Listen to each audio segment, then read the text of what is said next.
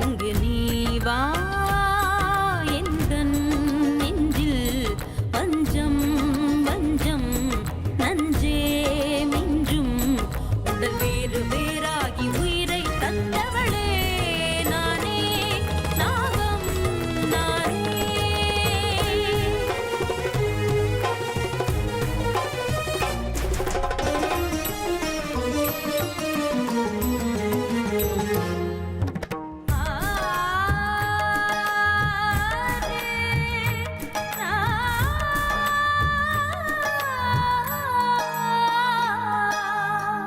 ஜென்மம் பல தாண்டி உன்னோடு வாழ வேண்டுமே மரணம் தன்னை வென்று தினம் காதல் செய்யவா நாகமணி தேடி என் ஜீவன் இங்கு வாடுதே சொந்தங்களை நாடி உயிர் தேடி ஓடுதே பூமிக்கு வந்த நிலவு பிறவீது சாபமா கடமையை தாண்டும் உறவு மனமிளகிடுமா எந்தன் நெஞ்சில் வஞ்சம் வஞ்சம் நஞ்சே மிஞ்சும் உடல் வேறு வேறாகி உயிரை தந்தவளே நானே நாகம் நானே தந்தவளே நானே நாகம் நானே.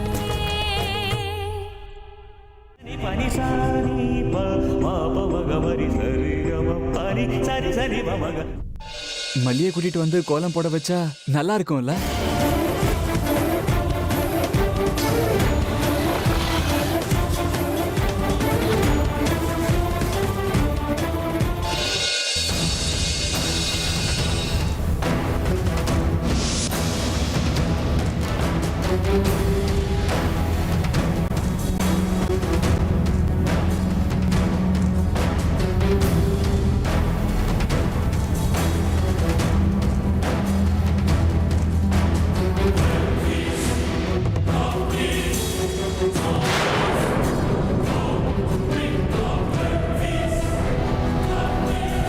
ஜெய் மகாகாளி.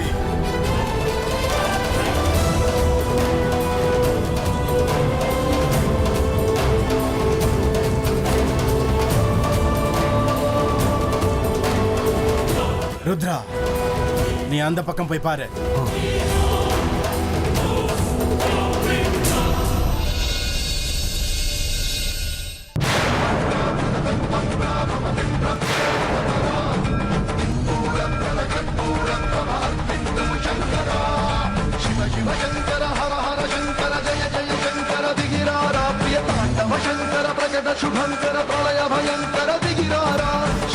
அவளை எங்கேயுமே காணாம பாபா.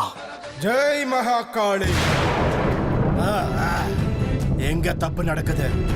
யாரோ இந்த வேலையை செய்யறாங்க. கால பைரவா, உன்னுடைய பக்தனுக்கு நீ கொடுக்கிற பலன் இதுதானா? இது அநியாயம், இது தர்மம் கிடையாது. அவ இங்கிருந்து எப்படி தப்பிச்சு போனா? எப்படி எப்படி போனா?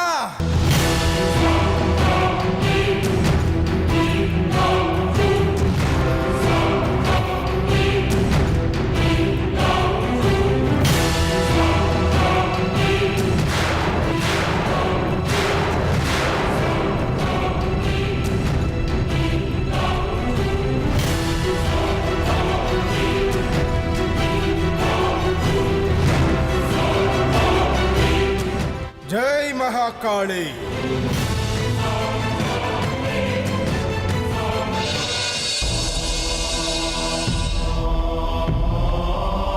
சரோஜா, நீ இங்கேயே உட்காந்துட்டு இருக்க. நான் உன்னை வீடெல்லாம் தேடிக்கிட்டு இருக்கேன். என்னங்க பண்றது? பாவம் அர்ச்சகர் ரொம்ப நல்லவரு. அவருக்கே இந்த நிலைமை என்னும் போது நமக்கு என்ன ஆகும் யோசிச்சு பாருங்க. அதுக்காக என்ன பண்ண முடியும் சரோஜா? நல்லவங்களை இந்த ஆண்டவன் ரொம்ப நாள் இந்த பூமியில வாழ விட மாட்டேங்கிறான். சீக்கிரமா அவங்ககிட்ட எழுத்துக்கிறான். அது இயற்கையான சாவா இருந்தா பரவாயில்ல. ஆனா பாவம் அர்ச்சகரை யாரோ கொன்னுட்டாங்கன்னு தானே சொல்றாங்க. அது என்ன ஏதுன்னு இன்னும் தெளிவா தெரியலையே சரோஜா. கொன்னுட்டாங்கன்னு சில பேர் சொல்றாங்க. ஆனா கொன்னது யாருன்னு இன்னும் கண்டுபிடிக்க முடியலையே.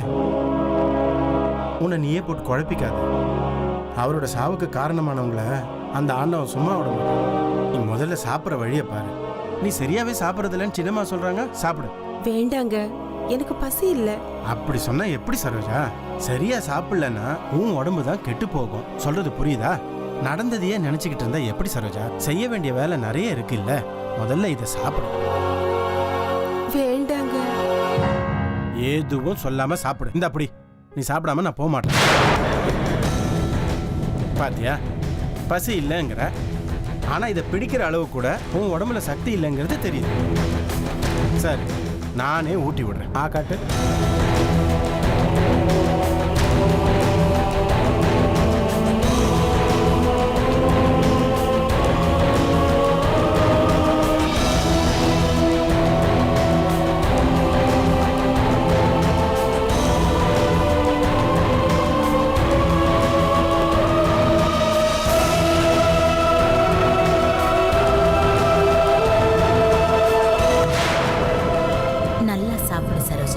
புருஷனே உனக்கு விஷத்தை ஊட்டி விடுறான்.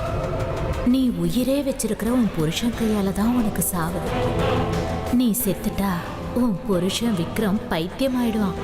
உடனே அவனை பைத்தியக்கார ஆஸ்பத்திரிக்கு அனுப்பிட்டு இவ்வளவு பெரிய சொத்துக்கு நான் சொந்தக்காரி ஆயிடுவேன்.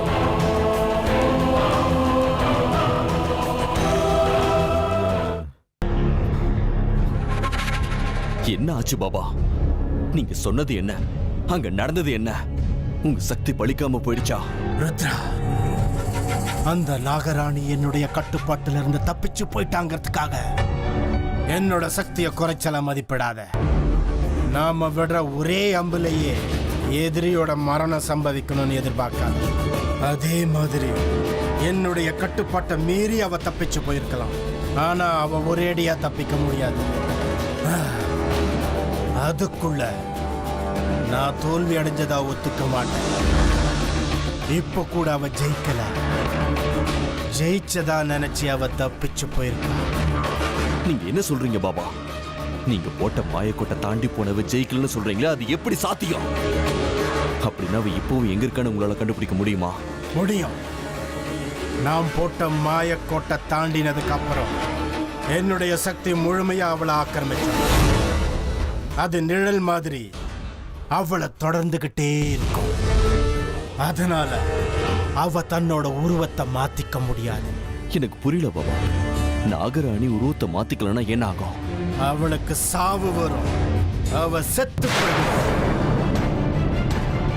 இவள மாதிரி ராஜநாகங்கள் தினமும் 2 தடவை உருவத்தை மாத்தி ஆகணும். அதாவது மனுஷ உருவத்திலிருந்து பாம்பு உருவத்துக்கு மாறியே ஆகணும். அப்படி இல்லைன்னா அதுங்களுக்கு மரணம் நிச்சயம். அப்படின்னா இப்ப மனுஷங்க ரூபத்துல இருக்கிற நாகராணி பாம்பு ரூபத்துக்கு மாறலனா அவ செத்து போயிருவாளா? ஆமா, அவ செத்து போயிடுவா. அவ தன்னோட உயிரை காப்பாத்திக்கணும்னா கண்டிப்பா என்ன தேடி வந்தா. சரணாகதி அடையறது தவிர வேற வழி இல்லை. உயிர் பிச்சைத்தான் கெஞ்சி கேட்கணும். ஏன்னா அவ உயிரை காப்பாற்றக்கூடிய விஷயம் என்கிட்ட இருக்கு ருத்ரா. அவ வந்த உடனே நாகமணி எங்க இருக்குன்னு தெரிஞ்சுக்கோங்க பாபா.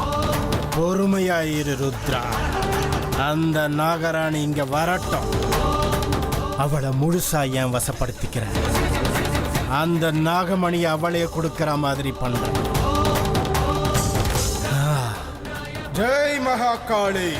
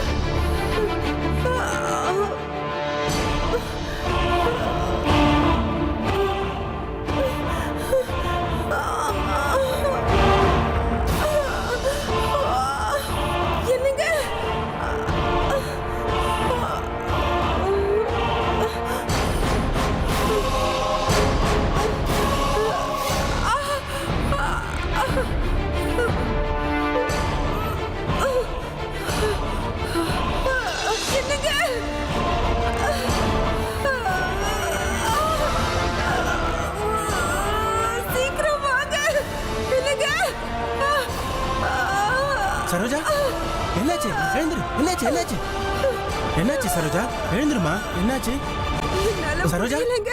எழுந்துரு இல்லைங்க படியில இருந்து விழுந்துட்டியா அதெல்லாம் இல்லைங்க. அம்மா திடீர்னு வயிறு வலிக்குது. சரி வா ஹாஸ்பிட்டல் போலாம். அமிர்தா கொஞ்சம் ஹெல்ப் பண்ணுமா? பார்த்து விக்ரம் பார்த்து. என்னால முடியலங்க. சரோஜா நீ தைரியமாயிரு, உனக்கு ஒண்ணும் ஆகாது. நீங்க டாக்டருக்கு ஃபோன் பண்ணி சீக்கிரம் வர சொல்லுங்க. இது பண்றேன். விக்ரம் அவளை மாடிக்கு கூட்டிட்டு போப்பா, டாக்டர் இப்ப வந்துருவாரு. சின்னம்மா டாக்டர் வரதுக்கு நேரம் ஆகும். நாமளே இவளை ஹாஸ்பிட்டல் கூட்டின்னு போயிடலாம். எழுந்துக்கவே முடியாம கீழே விழுந்து துடிச்சிட்டு இருக்கா, இவளை எப்படி கூட்டிட்டு போக முடியும்? சரோஜா ஒன்றும் ஆகாது, பயப்படாத.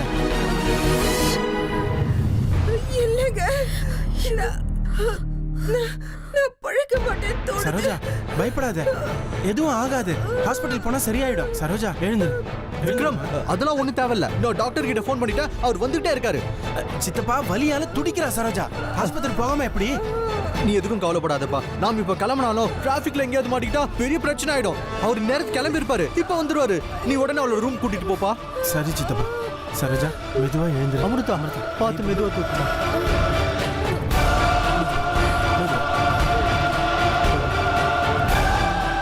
ரோஜா துடிக்கிறத பார்க்கும்போது உயிர் பொழைச்சு போனா தோணுது.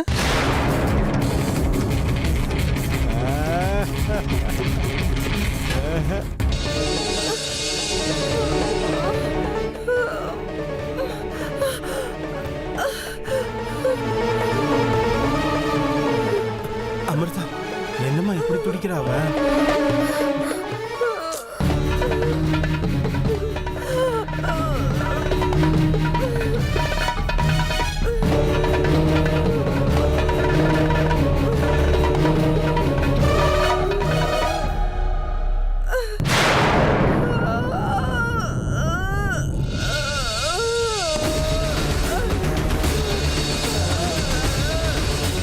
யாரோ விஷம் கொடுத்துருக்காங்க. வயிற்றுக்குள்ள விஷம் இருக்கு.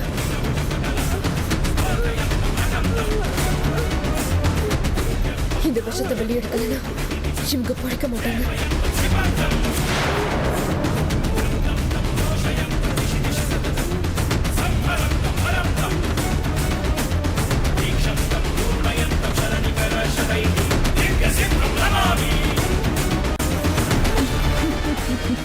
ராஜி, சரோஜா உயிர் பொழைச்சுப்பான்னு கேட்டா நீ இப்படி சிரிக்கிற? உன் சிரிப்பின் அர்த்தம் என்னவோ? இது கூடவா புரியல? நாம உடனே அவளுக்கு பாடைய ரெடி பண்ணணும்.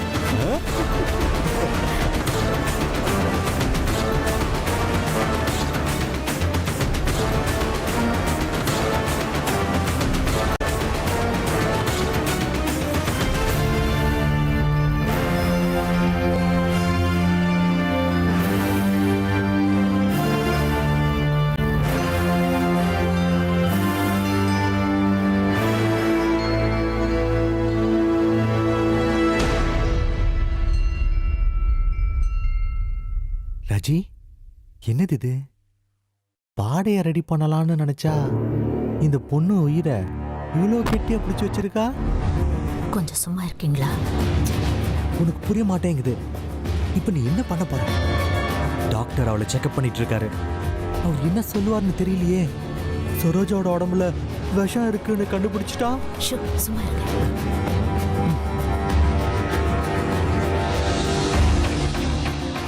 டாக்டர் சரோஜாக்கு எப்படி இருக்கு? என்னாச்சு அவளுக்கு? நீங்க பயப்படுற அளவுக்குலாம் ஒண்ணும் கிடையாது. வயிற்றுல ஒரு சின்ன இன்ஃபெக்ஷன் ஆயிருக்கு, அவ்வளவுதான்.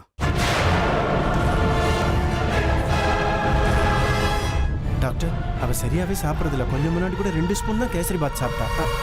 ஒருவேளை அது ஒத்துக்கலையா? நோனோ, இது ஃபுட்டால ஏற்பட்ட இன்ஃபெக்ஷன் இல்ல, ஏதோ வாட்டர் சம்பந்தப்பட்ட இன்ஃபெக்ஷன்.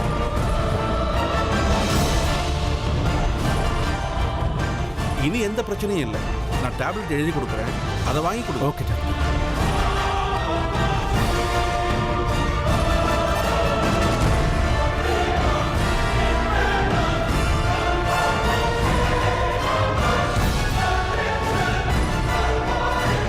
பயப்படுறதுக்கு எதுவும் இல்லைல்ல டாக்டர்? பயப்படாதீங்க, பெருசாலாம் ஒரு பிரச்சனையும் இல்லை. தூக்கம் வரதுக்கு ஒரு இன்ஜெக்ஷன் போட்டிருக்கேன். அவங்கள டிஸ்டர்ப் பண்ண வேண்டாம். Thank you doctor, thank you so much. It's okay. நான் என் கடமையை செஞ்சேன். அவ்வளவுதான். வாங்க டாக்டர், நான் உங்களை ட்ராப் பண்ணுறேன். நீ இருப்பா, டாக்டர் கூட நான் போயிட்டு வரேன். சரி சித்தப்பா. வாங்க doctor. Thank you doctor. Okay okay.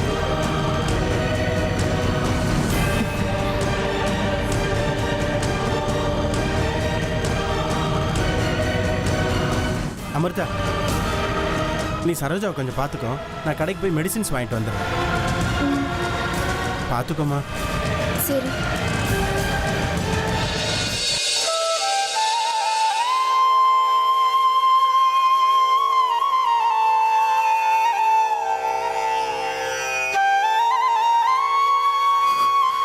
Parameswara, என் குழந்தைகளோட ஆசையை நீ தான் நிறைவேற்றணும்பா.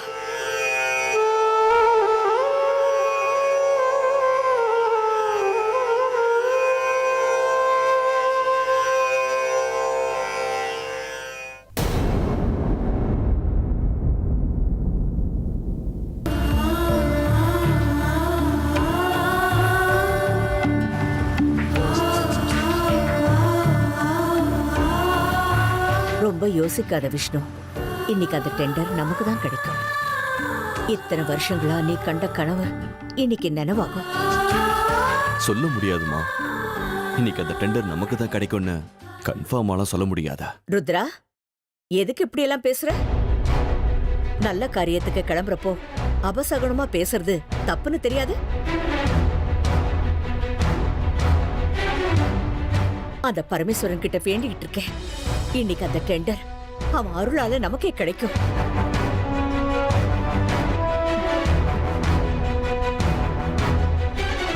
அவனோட அனுகிரகம் நம்ம மேல இருக்கு ருத்ரா. இவ்வளவு நாளும் ஏதோ நமக்கு கெட்ட நேரம் நினைச்சுக்கோ.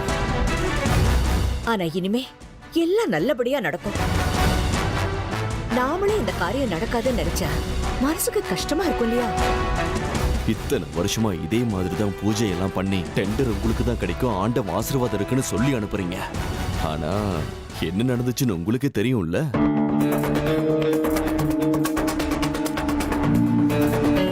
ஆமா பாட்டி, சித்தப்பா சொல்றது உண்மைதான். நாம நினைக்கிற மாதிரி அந்த சர்மா குரூப்ல இருந்து இந்த ப்ராஜெக்டை நம்ம பக்கம் இழுக்கிறது அவ்வளவு ஈஸியான விஷயம் இல்லை. இந்த டெண்டர் நமக்கு வராதுன்னு நீங்க யாரும் கவலைப்பட வேண்டாம். கண்டிப்பா இந்த டெண்டர் நமக்கு தான்.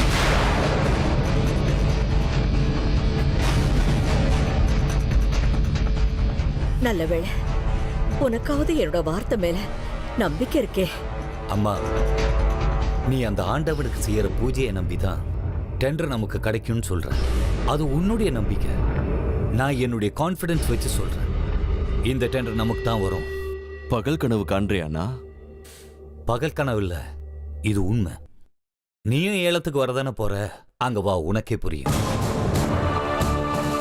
என்னங்க, உங்க ஆசை போலவே டெண்டர் நம்ம கைக்கே வந்தா நான் குலதெய்வத்துக்கு அபிஷேகம் பண்றேங்க. அந்த அபிஷேகத்துக்கு இப்பவே ஏற்பாடு பண்ணேன். ஏன்னா இன்னைக்கு அதான் நடக்க போகுது. ஏன் சொல்றேன்னா, இத்தனை வருஷமா நம்ம பிசினஸ் ரைவலா இருந்த அந்த சர்மா குரூப்ஸ் கையில இருந்து இந்த வாட்டி இந்த டெண்டர் நம்ம பக்கம் வரவழைக்கிறது சுலபம். கர்ணா, அர்ஜுன் கூப்பிட்டு. சரிப்பா. இன்னைக்கு ஏலத்துக்கு அவனும் வரட்டும். இனிமே பிசினஸ்ல அவனும் இன்வால்வ் ஆகணும்.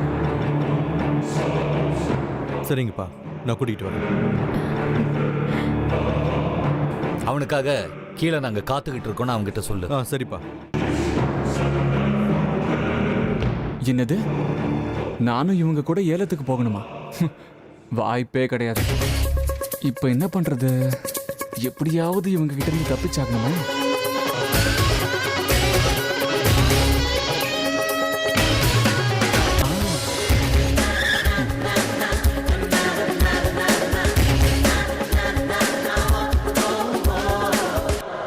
அர்ஜுன், அர்ஜுன்,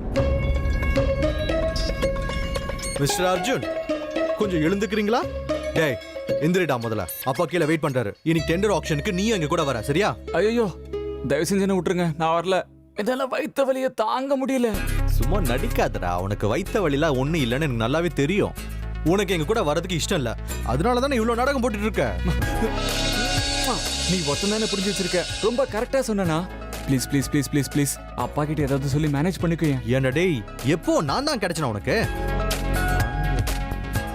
சரி, நீ இப்ப படுத்துக்கோ, நான் அப்பா கிட்ட ஏதாவது சொல்லி மேனேஜ் பண்ணிக்கிறேன். தேங்க்ஸ் டா அண்ணா.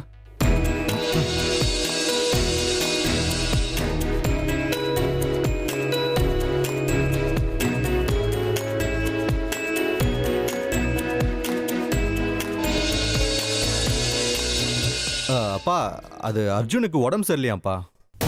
என்னாச்சு அவனுக்கு? எங்கேயாவது வான் கூப்பிட்டா உடனே எங்க இருந்து ஜுரம் வந்து பிடிச்சிக்குமா? என்னமோ. சரி வாங்க போலாம். சரி அம்மா, பாட்டி கிளம்புறோம். அத்தை வாங்க.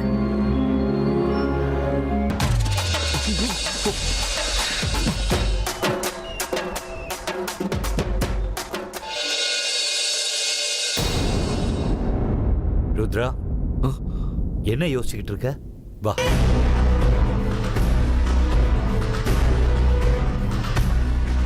அண்ணா ஏன் இன்னைக்கு ஒரு மாதிரியா பேசுறாரு? அதுவும் பயங்கர கான்ஃபிடண்டா பேசுறாரு. டெண்டர் நமக்கு தான் கிடைக்கும்ன்றாரு. எனக்கு தெரிஞ்சு இந்த டெண்டர் நமக்கு கிடைக்கிறதுக்கு எந்த வாய்ப்புமே இல்லை. அது நமக்கு கிடைக்கணும்னா நான் அடையணும்னு ஆசைப்பட்ட அந்த பொக்கிஷமான மணி என் கைக்கு கிடைக்கணும். அது கிடைக்கிற வரைக்கும் நிச்சயமா இவ்வளவு பெரிய டெண்டர் நமக்கு கிடைக்காது.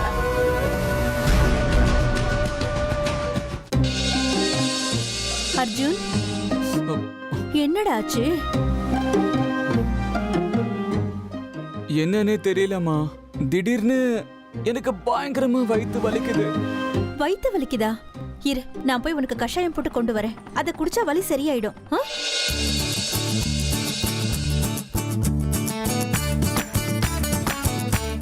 அர்ஜுன்,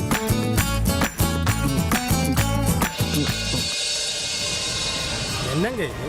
நீங்க என்ன சொன்னீங்க? இங்க என்ன நடக்குது? கொஞ்ச நேரத்தில் செத்து போயிடுவாங்கன்னு சொன்னீங்க.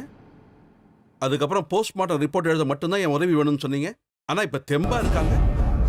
நாங்களும் அப்படிதான் நினைச்சோம் டாக்டர். ஆனா அவ எப்படி உயிரோட இருக்கான்னு எங்களுக்கே புரியல.